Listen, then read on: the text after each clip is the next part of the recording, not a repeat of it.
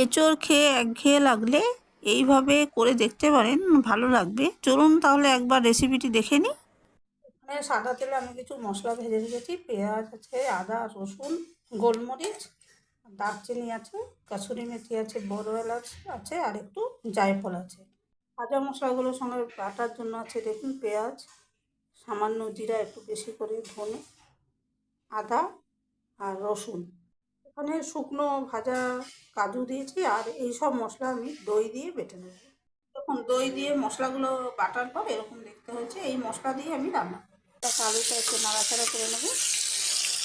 আলুগুলো ভেজে তুলে নিয়ে আমি একটা মশলা যোগ করেছি, আরেকটু সরষের তেল দিয়ে ওটা আমি ভালো করে কষিয়ে নিচ্ছি। আজকে আমি কোনো ফোড়ন দিচ্ছি না বা এঁচোড়টা ভেজেও করবো না। এবার মিশিয়েছি এটা গরম মশলার গুঁড়ো আছে, আর এবার আমি এটা গ্রাইন্ডার ধোয়া জলটা দিয়ে কষিয়ে নেব। দেখুন আমি এঁচোড়ের জন্য যে মশলাটা কষাচ্ছিলাম, খুব বেশি তেল আমি তো দিইনি, তবুও তেল ছেড়ে এসছে। দেখুন এই পর্যায়ে আমি এইটুকু ঘি মিশিয়ে দিচ্ছি, এর বেশি আর ঘি দিচ্ছি না। এবার আমি ভেজে রাখা আলু আর এই যে সেদ্ধ এঁচোড়টা, এগুলো সব দিয়ে দিচ্ছি।